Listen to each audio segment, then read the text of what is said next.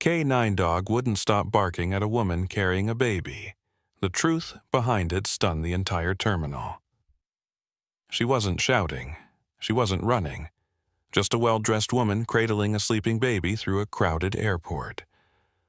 So why did the service dog go wild? Why did he block her path, growl, and refuse to back down, even when everyone told him to stop?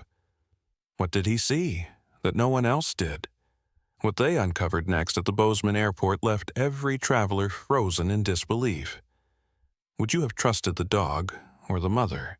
Outside the glass panels of Gallatin Field Airport in Bozeman, Montana, a curtain of late winter snow was drifting gently across the tarmac. The sky was the color of faded denim, and the chill that hung in the air gave a brittle edge to every breath. Inside the terminal, however, the atmosphere was anything but calm. Weather delays had pushed travelers into crowded lines, voices strained with frustration, and the scent of burned coffee mingled with the acrid tang of de-icer clinging to boots. The clock above Gate 4 blinked 2:13 p.m. Officer Olivia Barnes adjusted the brim of her navy blue patrol cap and gently tugged on the leash of her K9 partner, Ranger. Ranger, a 5-year-old male German Shepherd, was the kind of dog that turned heads. His coat shimmered with shades of black and russet, meticulously groomed. His gait was disciplined but fluid, muscles tense beneath the fur. But what truly distinguished Ranger wasn't his appearance. It was his story. He had once been found as a pup in the wreckage of a trailer fire outside Missoula, guarding the body of an elderly woman who had perished in the flames. He'd refused to leave her side for 2 full days until fire crews could get him out. That trauma had embedded a kind of sixth sense in him, particularly toward children and the vulnerable. It was what led to his selection for a rare training program in behavioral threat detection. Unlike bomb or drug dogs, Ranger specialized in people. Beside him walked Officer Olivia Barnes, a woman in her late 30s with tightly pinned auburn hair and a lean, athletic build.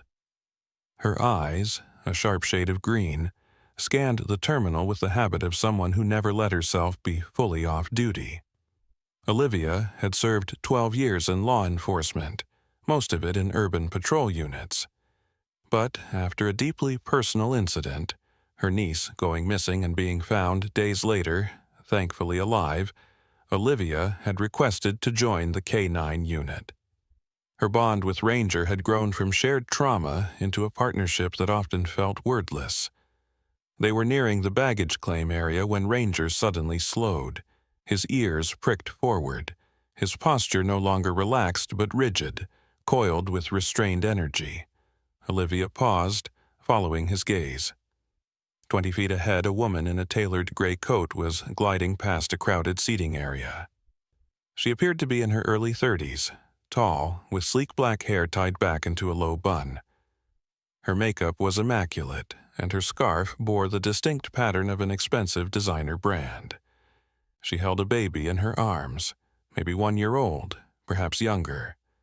The child was bundled in a soft blue blanket, head resting motionless on her shoulder. Ranger gave a low, questioning whine. "What is it, buddy?" Olivia murmured, watching him closely. The dog's head tilted, then his stance shifted, ears pinned, tail straight, eyes locked on the woman and her infant. The whine turned into a low growl. Olivia stiffened. Ranger rarely growled. He was trained to signal subtly. He only escalated if something was wrong, deeply wrong. She stepped forward, voice calm but authoritative. "Ma'am, may I speak with you for a moment?" The woman turned, startled. Up close, her features were refined, her skin pale but unblemished. Her eyes, ice blue, were wide, but she kept her expression neutral. "Yes," she said politely, cradling the baby closer to her chest. I'm Officer Barnes, Bozeman, K9 unit. My partner here is indicating some concern. Would you mind telling me your destination and showing your boarding pass?" The woman hesitated just briefly. "Of course. I'm flying to Denver, American Airlines. My name's Vanessa Reed." Ranger barked, loud and clear, once, then again. People turned, phones came out. Olivia's jaw clenched. "Ranger, quiet," she said, though her voice lacked conviction. Deep down, she trusted him. The baby hadn't stirred once, not at the barking, not at the shift in movement. Olivia's heart dropped slightly. "You said Denver," she asked. "Yes," Vanessa answered smoothly. Olivia nodded slowly. "Strange. I was just told American canceled all outgoing flights to Denver 2 hours ago due to the snowstorm." Vanessa blinked. "Oh, I meant United. I'm a little frazzled. It's been a long morning." Ranger let out another growl, this time lower, vibrating deep in his chest. The baby was still motionless, too motionless. Just as Olivia was about to speak, her radio crackled. She lifted it to her ear. The dispatcher's voice was calm but urgent. "Officer Barnes, we have a bolo from Belgrade PD. Missing child, male, 2 years old, last seen with a woman matching the description you requested earlier. Possible abduction. Proceed with caution." Olivia's heart kicked against her ribs. She looked again at the child. Blue blanket, soft brown curls. She glanced up at the woman, now shifting on her feet. "Ma'am, I'm going to have to ask you to come with me for a few additional questions." Vanessa's voice went cold. "I don't see the need. I've done nothing wrong. My baby is sleeping. We're catching a flight." Ranger stepped forward. His entire body was taut, eyes focused not on Vanessa, but on the child. The woman backed up a step. "You can't just accuse me," she snapped, her tone rising. "Please," Olivia said, her voice still even. "For the baby's safety, I'm asking for cooperation." Just then, a woman entered the terminal from the south entrance. She was in her late 60s, gray curls tucked beneath a wool hat, cheeks flushed from the cold. Her name was Eleanor Moore. She'd driven from Belgrade the moment she saw the photo in the anonymous message. She clutched a folder with laminated photos and medical records. When Eleanor saw the baby, she dropped the folder. "Toby," she whispered. "Oh my God, Toby." Vanessa turned sharply, eyes wide. Olivia instinctively stepped between them. Ranger barked once more, louder than ever, and stood protectively in front of the child. It was all happening at once. Olivia raised her voice over the confusion. "Everyone step back. This is a law enforcement situation." Vanessa froze, clinging to the baby. Ranger didn't move. His body blocked her path entirely. And in that moment, Olivia knew, whatever this woman had done, wherever she was trying to go, Ranger had stopped it just in time. The hum of the airport faded into a strange silence as Olivia guided the woman who had identified herself as Vanessa Reed toward a quieter seating area near the administrative gate entrance. The tension around them, though, muted by the soft murmur of travel announcements and distant footfalls, remained thick-drawn tight by the steel thread of uncertainty. Ranger walked slightly ahead, body rigid, his tail held low and stiff. His every movement was alert, calculated as if measuring the invisible weight of the air between the woman and the child in her arms. Vanessa sat slowly adjusting the baby, who remained limp and unmoving beneath a fluffy blue blanket. Olivia noted again the troubling stillness. No shift of tiny legs, no stir of breath visible at the blanket's edge. Most children would fidget even if asleep, but this one might as well have been carved in wax. Olivia crouched beside the stroller-turned seat, her voice calm but firm. "Ma'am, could I see some identification, please? Yours and the child's." Vanessa hesitated. "I told you we're flying to Denver. My ID is in my bag. The baby's papers are packed in our checked luggage. You can understand, I hope Olivia said, maintaining even eye contact given the alert we received. I need to confirm your identity and the child's." Vanessa opened her designer handbag with a sigh that was equal parts irritation and feigned calm. Her fingers, despite their elegance manicured with pale pink polish, trembled ever so slightly. She produced a leather wallet and pulled out a driver's license. Olivia took it, examining the details. Vanessa Reed, Montana issue, 14 months old, too clean. The edges weren't frayed, the surface unworn. Either this woman took immaculate care of her cards, or it wasn't used often. You said you were flying American Airlines, Olivia added casually. Yes. Well, United, actually. I got confused. It's been a long day. You also mentioned your husband is meeting you. What's his name? Vanessa blinked. David. David Reed. And where is he waiting? In Chicago. O'Hare. But Olivia had already caught the stumble the half-second too long it took to answer. Before she could press further, Ranger let out a low huff and repositioned himself. His body turned just slightly so that his eyes could stay locked on the baby. Just then, the overhead speakers chimed. Olivia's radio crackled again. Unit 12, be advised, woman named Eleanor Moore is approaching Checkpoint 5. Claims visual confirmation on child-matching bolo from Belgrade. Elderly, white female, gray coat, dark boots. Olivia rose from her crouch and nodded to another officer stationed at a distance. Bring her here. The woman who entered moments later had a look of hollow exhaustion carved deep into the lines of her face. Eleanor Moore was in her late 60s, short and slightly stooped from years of working in Montana's harsh winters. Her eyes, though, were sharp, burning with a pain only someone who has searched too long can carry. Her gray hair curled naturally around her face and her cheeks were wind-chapped and raw. She clutched a folder close to her chest. The moment she laid eyes on the child, her knees buckled slightly. "That's him," she whispered, her voice cracking. "That's my grandson. That's Toby." Vanessa's face paled. "I don't know who this woman is. This is my baby." Eleanor stepped forward, tears pooling fast. "He has a scar behind his left ear, from the dog bite when he fell into the garden at 14 months. Olivia's gaze hardened. "Ma'am," she said, addressing Vanessa, "can I check for that identifying mark?" "No." Vanessa clutched the child tighter. "You're scaring him. He's sensitive. We just got him to sleep." Ranger moved slowly but with unmistakable intent and stood directly between Vanessa and the rest of the room. His posture was no longer cautious, it was protective. "Not of Vanessa, but of the child," Ma'am Olivia said again, firmer this time. "Please let me see the child." Vanessa's eyes darted toward the exit. "Do not run," Olivia warned. "I will stop you. My dog will stop you." For one tense second, everything hung in a frozen moment. Then Ranger gave a soft, almost mournful whine, the kind he'd been trained to signal when a child was in distress. Olivia took a step forward, slowly reached for the blanket and gently pulled it back. The baby's face was beautiful.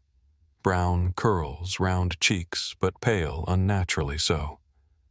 Olivia pressed 2 fingers gently against the child's wrist. Faint pulse, breathing shallow, sedated. She lifted her eyes to Vanessa. "What did you give him?" Vanessa swallowed. "Nothing harmful, just something to help him sleep." "What did you give him?" Olivia repeated, voice sharp now. "Children's Benadryl," she admitted, panicked. "I didn't want him to cry.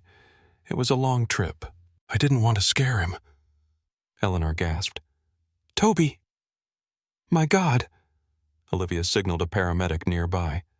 "Medical check. Now!" As EMTs approached, Vanessa tried to stand, but Ranger took a step forward, barring her movement with nothing more than his presence. His eyes remained fixed on her face. Tail-stiff ears pointed forward in exact symmetry. His body a barrier. A silent guardian. The paramedic, a calm and focused man in his 40s named Josh Grady, knelt beside the baby. Josh was tall and lean with silver-threaded hair and a weather-worn look, the kind that came from years working under pressure. His voice was low and comforting as he checked the baby's vitals.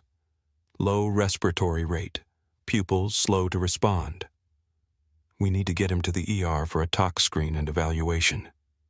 Is he okay?"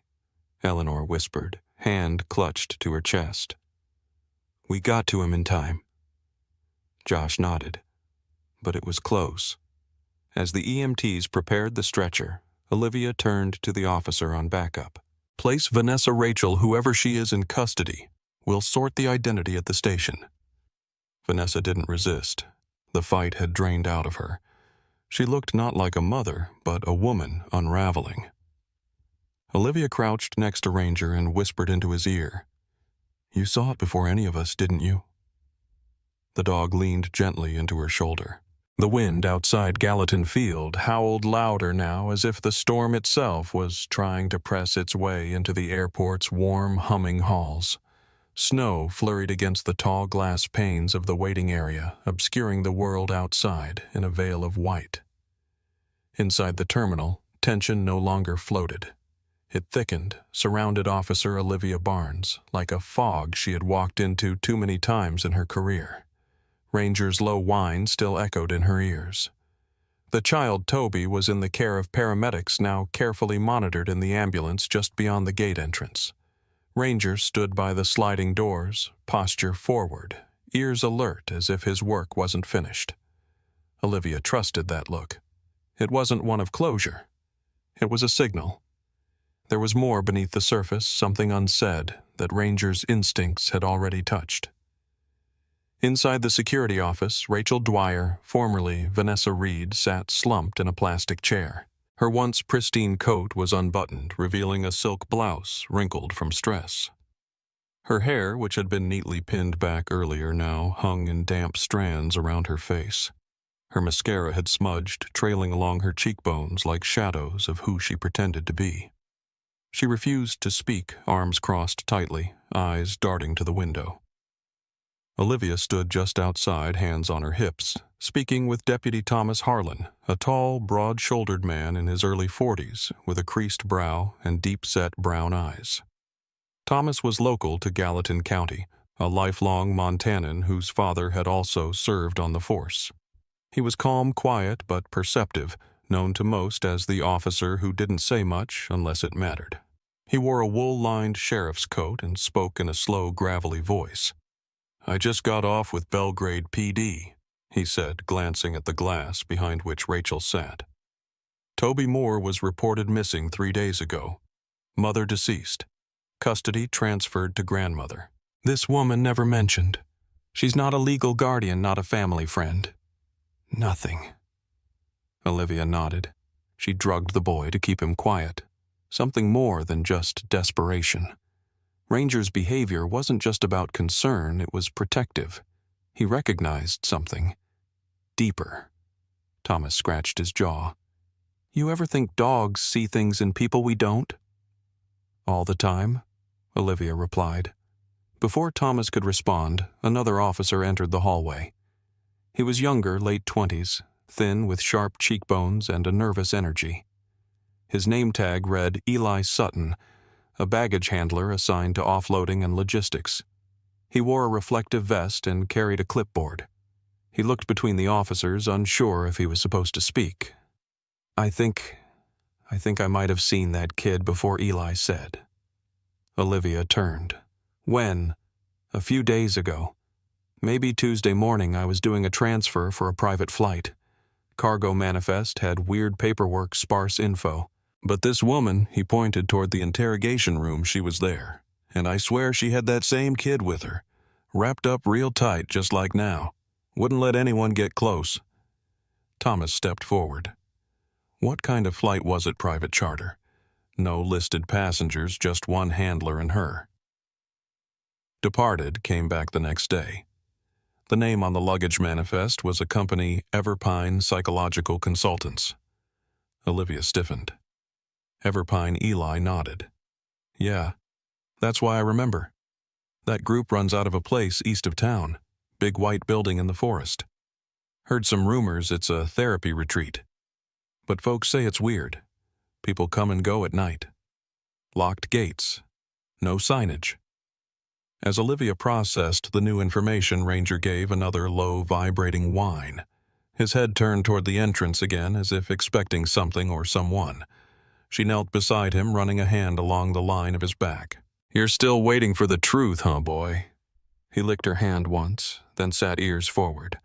A moment later, Olivia's phone buzzed. It was the hospital. Paramedic Josh Grady's voice came through the speaker. "We ran a tox panel on the boy. Benadryl, yes, but also traces of clonidine. That's not over the counter. It's a sedative, stronger, enough to knock out a toddler completely. He's stable now, but still drowsy. We're transferring him to Bozeman Deaconess for overnight observation." Olivia's grip on the phone tightened. "Thanks, Josh. I owe you." She stood and looked at Thomas. "We need to know who funded that charter flight, and who's behind that retreat center. Something tells me Rachel didn't plan all this herself. I'll call in a warrant request for surveillance and records," Thomas replied. "But if she was connected to Everpine, it's likely we're looking at a psychological manipulation case. Could be bigger." Inside the room, Rachel finally lifted her head. Her voice, thin and shaking, drifted through the intercom. "I didn't mean to hurt him," she said. "He was supposed to be mine. That's what they told me. He looked like Charlie. They said they could help me bring him back." Olivia exchanged a glance with Thomas. "Charlie?" he asked. "My son, Rachel whispered. He died. But they said he'd come back in a different body, that all I had to do was go get him."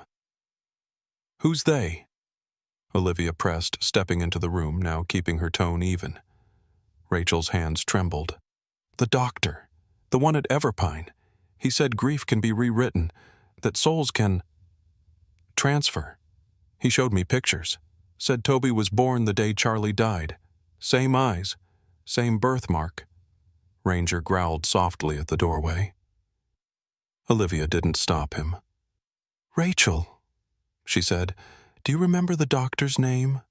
She nodded slowly, tears falling now. "Dr. Merrick. Hal Merrick." The wind had eased by morning, but the sky above Bozeman remained a cold, unyielding gray. Outside the Everpine Psychological Consultants, building an austere two-story structure nestled at the edge of a pine-lined road, everything felt too quiet, too still. The building looked almost like a modern lodge, its exterior crafted from dark cedar planks and stone. Yet as Olivia Barnes approached with Ranger at her side, she felt the same creeping unease she had felt in the airport when Ranger had first barked at Rachel. The same weight in her gut, the same prickle at the back of her neck. Ranger trotted beside her, his gaze alert but not aggressive. The building's glass door hissed open, revealing a warmly lit lobby. A soft instrumental melody drifted from overhead speakers meant to calm, but to Olivia it felt manufactured. Behind the reception desk sat a young woman in her late 20s. She was slender, almost fragile-looking, with pale skin, light hazel eyes, and shoulder-length ash-blonde hair tucked behind her ears. Her name tag read Kendra Vale. Olivia approached the desk and introduced herself. "Detective Barnes, Gallatin County. I'm here to review records regarding a patient, Rachel Dwyer." Kendra blinked rapidly. "I'm sorry, but we can't release patient files without court-authorized warrant." Olivia held up the document. "Which I have. Also, this is Ranger. He's certified to accompany me." Kendra's eyes flicked toward the German Shepherd and her shoulders stiffened. Ranger stood tall and silent eyes pinned to her as if already cataloging something beneath the surface. Olivia didn't miss the way Kendra shifted her body slightly away from him, her hand twitching near the computer mouse. I'll notify Dr. Merrick's assistant," Kendra stammered. "He's not in today, but his office should have the records." "Actually," Olivia said coolly, "I'd like you to take me there directly." Kendra hesitated but nodded. "Of course. This way." The hallways were clean, minimalist, lined with frosted glass doors labeled with therapeutic euphemisms. Healing Room Restoration Suite. Mind Rebalancing. Ranger's ears twitched at every creak and shift in the air. As they passed a room on the left, he suddenly paused, nose lifting slightly, eyes narrowing. Olivia marked the door. Creative regression therapy. Ranger gave a low huff and moved on. They arrived at Dr. Merrick's office. Kendra pulled out a set of keys and opened the door. Inside was a pristine space, dark wood furniture, tasteful art, and a wall of locked cabinets. "Do you know where Rachel Dwyer's file is?" Olivia asked. Kendra looked down. "It might be in the restricted file drawer. Dr. Merrick kept some patient records separate, said it was to protect their privacy." "Open it, please." Kendra retrieved a key from behind a bookshelf. Her fingers trembled as she inserted it into the lower cabinet. When it clicked open, Olivia crouched and began sifting through folders. Most were alphabetical. Many were redacted. But then there it was. A slim file labeled Dwyer R., tied with a silk ribbon. Inside were several standard psychological intake forms, trauma history prescription logs, and treatment summaries. But scattered between them were handwritten notes in cursive that did not match the clinic's printed letterhead. Olivia recognized the writing style from earlier photos of Hal Merrick's personal journaling, looped, slanted, and obsessively neat. Subject shows signs of post-traumatic regression. Recommend guided delusion as therapeutic framework. Target object deceased son Charlie. Substitute object matched child / visual proximity equals TM. 2YO. Olivia's stomach twisted. "You've seen these before?" she asked Kendra. Kendra flinched. He said it was just theoretical, that it helped the mothers cope, reframing their grief into something they could control." Olivia narrowed her eyes. "Did he ask you to facilitate any of these therapies?" Kendra's lips parted, then closed again. She looked down at her shoes, scuffed white sneakers that seemed out of place in the pristine office. "He told me not to ask questions, just to follow protocol. If I didn't cooperate, he said I'd be let go and blacklisted, that I'd never work again." Ranger stepped forward, posture steady but direct. His eyes didn't leave Kendra. She swallowed, then added, "He made me give her Rachel medication. He said it was just anti-anxiety stuff. But I don't know. I didn't see the labels." Olivia straightened. "We can protect you if you talk. But you need to come with me. And you need to testify." Kendra's voice cracked. "I want to help, but I'm scared." Ranger, in an uncharacteristic motion, walked forward and gently nudged his nose against her hand. She froze and then tentatively placed her palm against his fur. A slow breath escaped her lips. In that moment, Olivia knew she had gained a witness. Back at the precinct, Eleanor was waiting. She held a small envelope in her hand, weathered with a faded postmark from 4 years ago. Inside was a photo. A younger Toby, not more than 10 months old, laughing as he reached for something just off frame. In the corner of the photo stood Ranger, just a year into his training at the time. His ears perked, his tongue out in a lolling pant. Olivia looked between the photo and Ranger, now older, sharper, but still carrying that same spirit. "He's been watching over Toby longer than any of us realized," Eleanor said softly. Olivia nodded.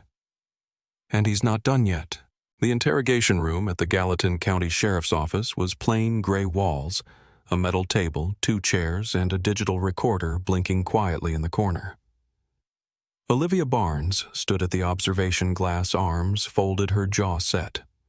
Across the glass, sitting with unnerving composure, was Dr. Hal Merrick. Hal was in his early 60s, lean and clean-shaven, with salt and pepper hair combed back from a broad, intelligent forehead. He wore a charcoal wool coat over a cream sweater, projecting the calm, approachable professionalism that had earned him accolades in his early years as a trauma therapist. But now, under the fluorescent light, there was a hollowness behind his pale blue eyes, a glimmer of detachment that Olivia had come to recognize in those who thought they could rewrite truth to suit themselves. Across from him sat Detective Ray Stetson, a stocky, soft-spoken investigator known more for his strategic pauses than his threats.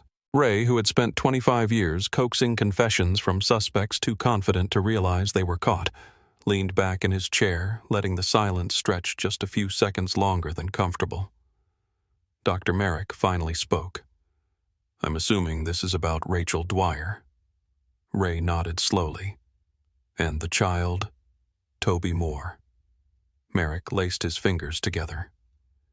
"You have no evidence tying me to any criminal act. Rachel was a patient, a grieving mother. She was fragile, yes, but she was also willing. Everything was voluntary." Ray didn't respond. Instead, Olivia entered the room, Ranger at her side. The moment Merrick saw the dog, he stiffened, not in fear, but in something closer to calculation.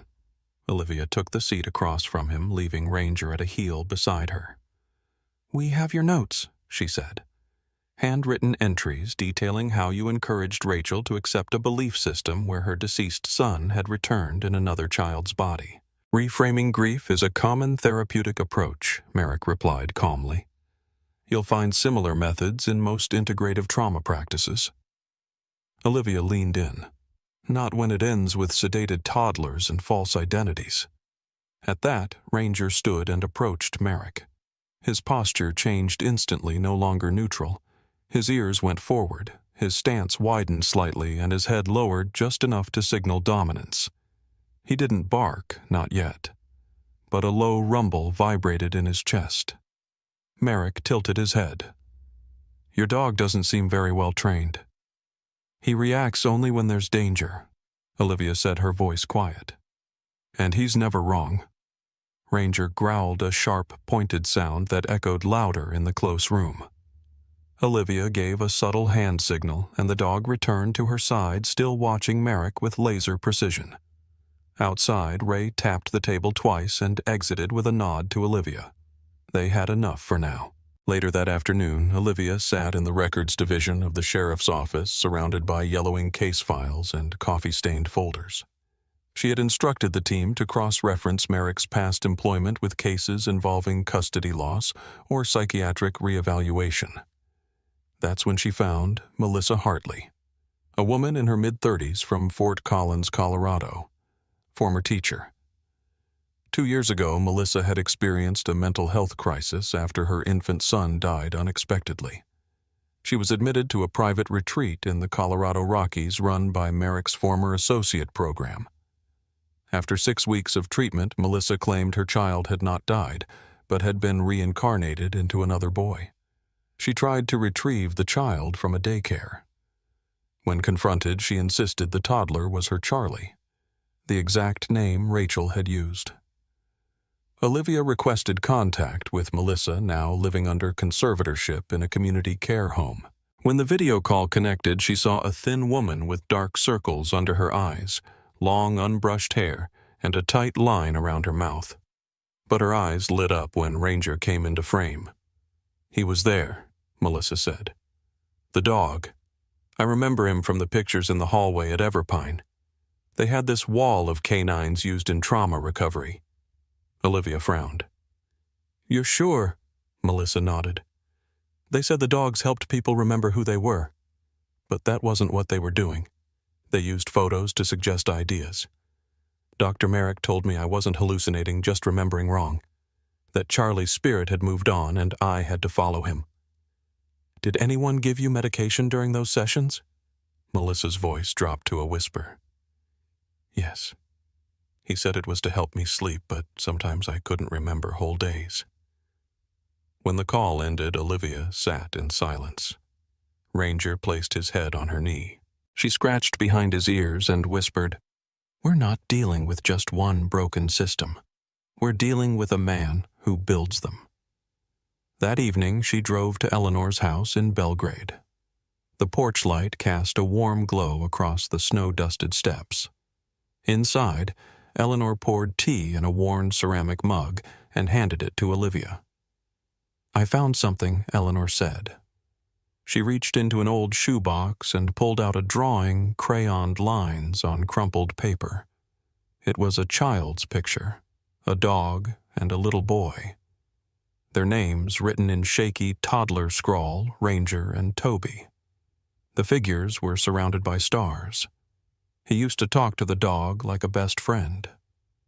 Eleanor said, her voice misting. Maybe that's why Ranger recognized him. Or maybe something deeper. Olivia studied the drawing heart, heavy but resolute. Whatever Merrick's done, he won't do it again.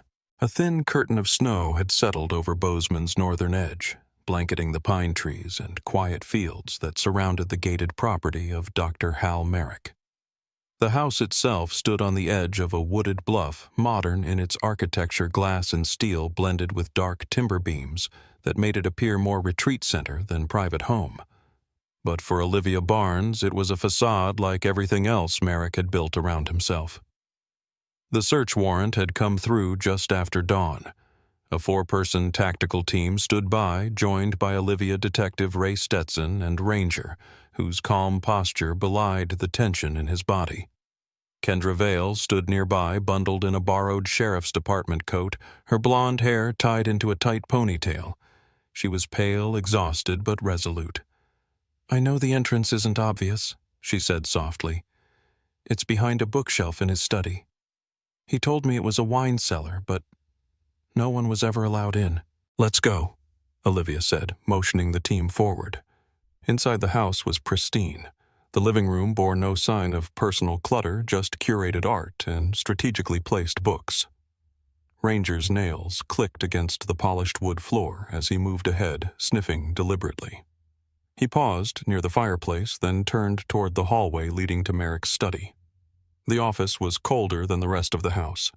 Dark leather chairs, a polished desk, and a large bookshelf dominated the back wall. Kendra walked to it, hesitated, then reached under the lowest shelf and pressed a small panel. There was a soft click, and the entire unit slid forward an inch, revealing a narrow staircase descending into darkness. The air grew colder as they descended.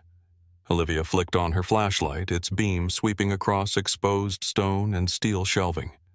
At the bottom, they entered a space no larger than a 2-car garage, but its contents were chilling. A full nursery had been recreated inside the basement.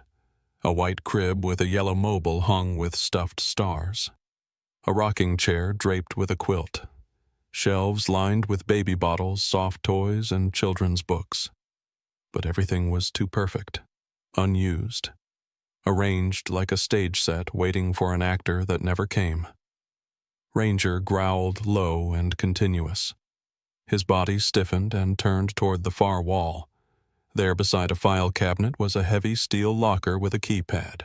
Olivia called for a code breaker, but Ranger had already moved toward a smaller wooden cabinet next to it. His nose hovered at its base. He gave a sharp bark, his alert signal for hidden contents. Stetson stepped forward and carefully pried the cabinet open. Inside was a false floor. Beneath it, wrapped in plastic and labeled meticulously, were dozens of thumb drives. "Bag everything," Olivia ordered, heart-hammering. They brought the drives to a secured room back at the station. Olivia sat in front of the screen, lips tight, watching hours of therapy sessions Merrick had conducted in his creative regression program. Each video followed the same pattern: a grieving mother, a softly lit room, Merrick's soothing voice guiding them through imagined memories of their lost child, then replacing those memories with carefully placed suggestions. "Your child's spirit may return. Do not deny the possibility. You'll know them when you see them. You'll feel it." One session caught Olivia's eye. Kendra appeared in the background, preparing a small syringe. Merrick's voice spoke off camera. "2 drops only. It will help her relax, open her subconscious." Kendra hesitated on screen, then complied. Olivia looked across the room at Kendra, who sat wrapped in a blanket, staring at her own image on screen. "I didn't know," she whispered. "I thought it was anxiety medication. He said it was safe. He said I was helping." Olivia nodded, not with judgment, but understanding. "You were manipulated, just like the women he targeted." Kendra's voice trembled. "I'll testify. I'll tell everything." Later that day, Olivia sat across from Eleanor in the living room of her Belgrade home. Toby napped in the next room, curled up with one of Ranger's old training vests as a blanket. The fireplace crackled, casting a soft glow over a room full of quiet strength. "I don't know how to thank you," Eleanor said, voice low. "I feel like I've woken from a nightmare." Olivia looked down at the files in her hand, lists of Merrick's former patients, some marked receptive, others resistant. Some had addresses. Some had none. "We're just getting started," she said. Ranger, lying on the rug between them, gave a soft, affirming whine. The hallway outside the pediatric wing at Bozeman Deaconess Hospital smelled faintly of antiseptic and lavender hand soap. It was quiet now, the chaos of earlier days replaced by soft footsteps and the occasional beep of a monitor. Sunlight streamed in through the tall windows, casting long golden rectangles across the linoleum floor. Olivia Barnes stood near the doorway to room 312, arms crossed gently, her Navy K-9 uniform still bearing creases from the long morning. Her auburn hair was pulled back in its usual bun, but wisps had escaped to frame her face. Next to her, Ranger lay in a relaxed sphinx posture, eyes half-lidded, but ears flicking at every small sound. His presence in the hospital had been cleared due to his record in service and his connection to the case. He hadn't left Toby's side since the child was admitted. Inside the room, a nurse with dark curls and a soft voice adjusted the IV line, her name tag reading Kelsey R. T. The baby Toby Moore lay curled on the hospital bed in a tiny set of navy pajamas patterned with white stars. His cheeks were fuller now, color returning to his skin. The sedatives had left his system, and while he hadn't spoken much, he had begun to follow movement again with his eyes. But there was still distance behind his gaze. Eleanor Moore stood outside the glass panel, unmoving. She was dressed in a simple blue blouse and gray slacks, her silver hair neatly pulled into a low twist. In her hands she clutched a well-worn toy, a small plush bear with one ear chewed off. Her knuckles were white around it. Olivia approached her slowly. "He's been stable for 2 days," Olivia said gently. "No signs of regression. They cleared the last scans this morning." Eleanor didn't respond at first. Her eyes stayed locked on the small figure inside. "Do you think he remembers me?" Olivia hesitated. "I think he remembers what safety feels like. And he's known that from you." Inside the room, Ranger stood. He didn't bark. He didn't move fast. He walked quietly across the floor and sat beside the hospital bed. Toby turned his head. His gaze landed on Ranger. For a moment, it was like watching someone trying to find a word they almost forgot how to say. Then his small fingers reached out. It was slow at first, hesitant, like testing a memory. But when his hand brushed the top of Ranger's fur, the boy blinked and the silence broke. He giggled. A short, sudden sound, high and clear. Then he said one word. "Rah." Eleanor's knees buckled. Olivia caught her by the elbow. "I'm here," Eleanor whispered. "I'm here, baby." Inside the room, Nurse Kelsey stepped back. Ranger nudged his nose gently into Toby's palm and then leaned into him. Toby wrapped his arms around Ranger's neck and clung with all the strength of a child who had been without. Dr. Harland, the attending pediatrician, arrived moments later.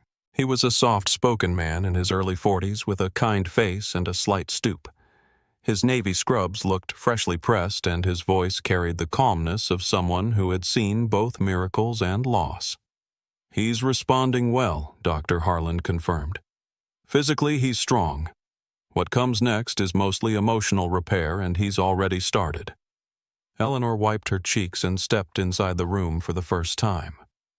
The moment Toby turned toward her, his body stiffened briefly, uncertain. Then Ranger stepped between them, not to block, but to guide.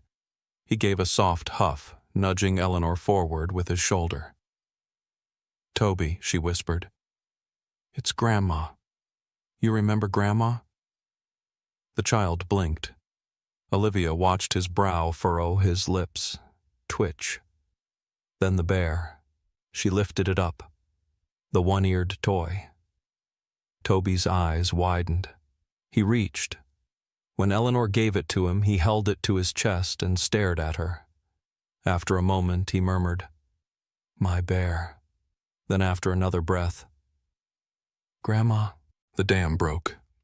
Eleanor fell to her knees beside the bed, arms wrapping around the child as gently as the moment would allow. Toby didn't flinch.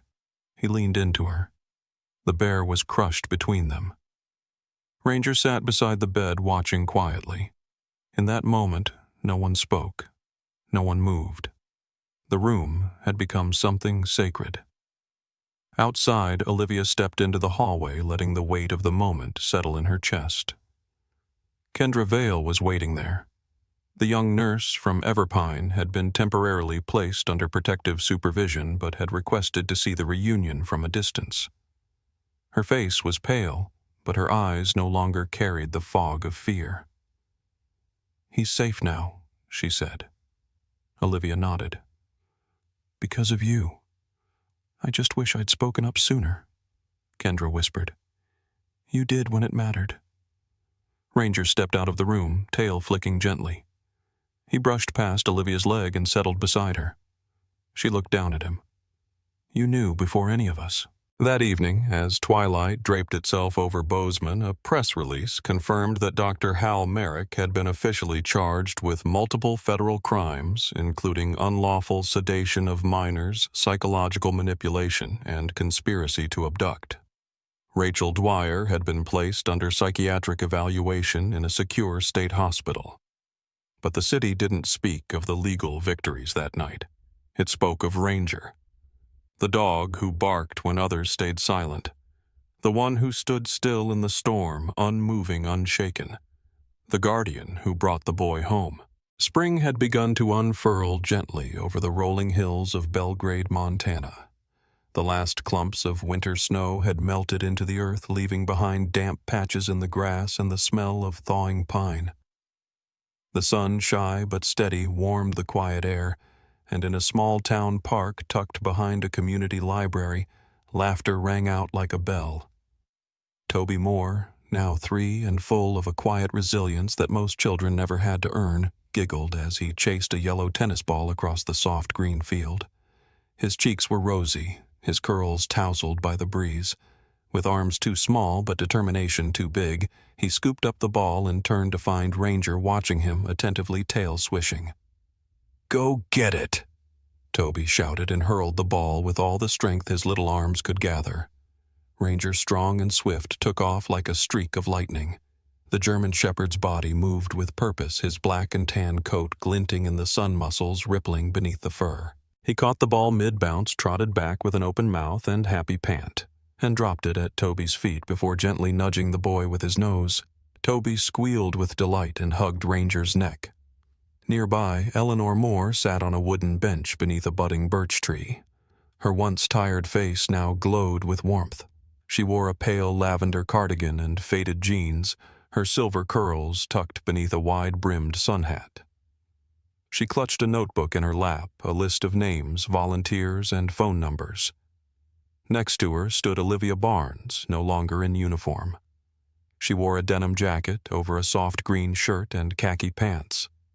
There was something lighter in her posture now, the rigid lines of her shoulders softened.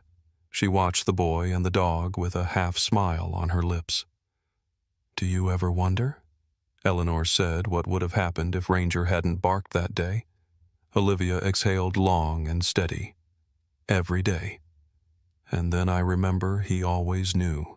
Ranger had been honored just last week at the Gallatin County ceremony.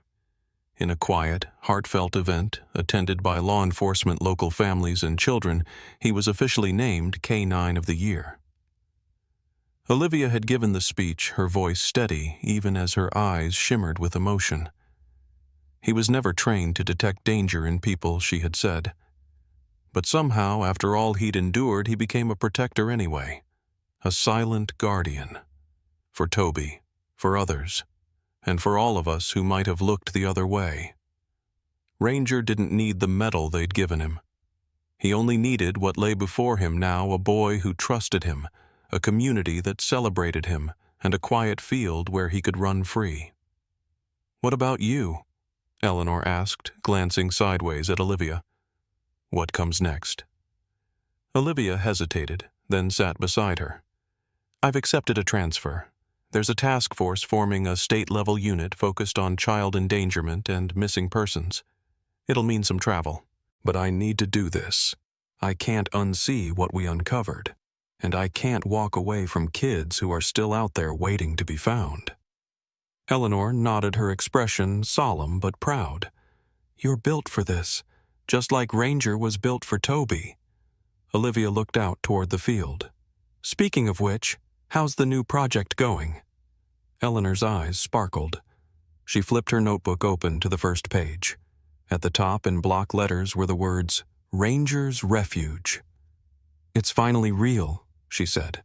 "We have the lease signed on the old vet clinic on Main Street. Volunteers are lining up trainers, therapists, foster families, and the first 2 rescues arrive tomorrow. You're really going to turn strays into therapy dogs." "Not just strays," Eleanor corrected gently. "Survivors, just like Ranger, just like Toby." They fell into a comfortable silence. In the distance, Toby had tackled Ranger to the grass and was sprawled across his back like a contented kitten. The dog didn't mind. He lay still, tail thumping. Olivia took a photo on her phone, just one more memory to tuck away in this chapter that had started with so much chaos and fear and now bloomed with hope. As the sun dipped lower, casting golden light through the fresh leaves, Eleanor stood and called out, "Toby, 5 more minutes." The boy looked up, hair-mussed cheeks flushed with joy. "Okay," Grandma Ranger stood and gave a playful bark. Toby laughed, reached for the ball again, and threw it with all his might. Olivia watched them for another long moment. "We never gave up on him," she murmured. "And he never gave up on us." "No," Eleanor agreed. "Because some guardians don't need to speak to be heard." Ranger paused in the middle of the field ball and mouth-eyes fixed on the 2 women.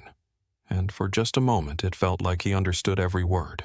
Sometimes God sends us his angels not with wings, but with fur and silent eyes that see what no one else can. Ranger wasn't just a dog. He was a guardian, a bridge between pain and healing, between fear and faith. In a world that often feels too loud to hear the quiet cries of the lost, it was his instinct, born of suffering and redemption, that brought a little boy home. This story reminds us that no matter how dark the days may seem, light finds a way through sometimes in the form of a child's laughter, a grandmother's unwavering hope, or a dog who simply refused to look away. We are never truly alone in our battles. Even in the silence, God is working. So if you've ever questioned whether miracles still happen, let this be your answer. If this story touched your heart, we invite you to share it with someone who needs hope today. Leave a comment with your thoughts and type "Amen" if you believe in second chances, in divine protection, and in the quiet heroes God sends our way. Subscribe for more stories that restore faith in the goodness still left in this world. May God bless you and every silent guardian in your life.